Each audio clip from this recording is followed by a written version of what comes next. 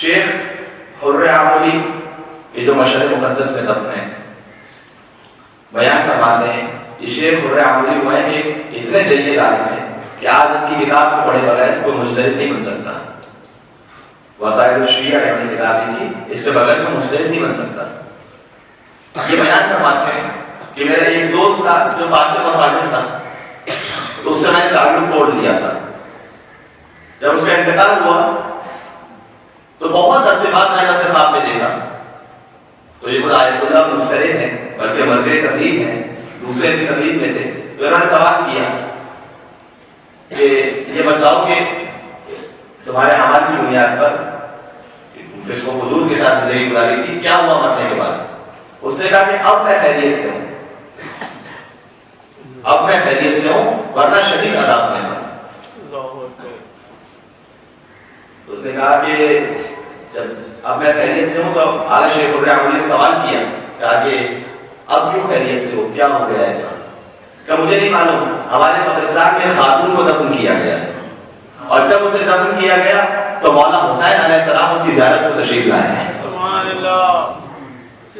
اس خاتون کی زیارت کو مولا حسین تشریف لائے ہیں اور مولا نے آ کر فرشتوں سے کہا کہ یہ خاتون اتنی باعظمت ہے کہ اس کے صدقے میں اطراف کی 40 قبروں سے عذاب کو دور کر دو. لہذا عذاب کو دور کر دیا گیا. تو میں خوش نصیبوں میں تھا کہ عذاب اس سے دور ہو گیا.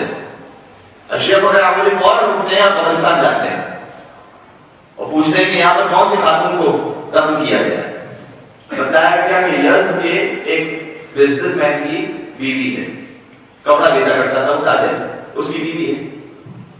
یہ وہاں اس کی مارکیٹ میں پہنچے تو دیکھا کہ سیاہ کپڑے لگے ہوئے ہیں جیسے کہ اس گھر میں موت ہوئی.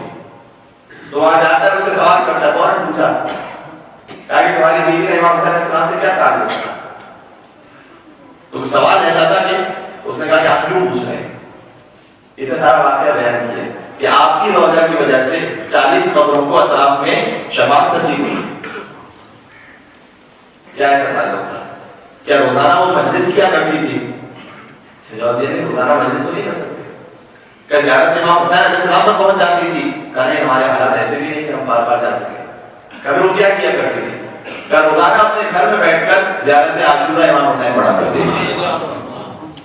اللہ برائے خوشنود سید الشہداء بلند صلوات. اللہم صلی علی محمد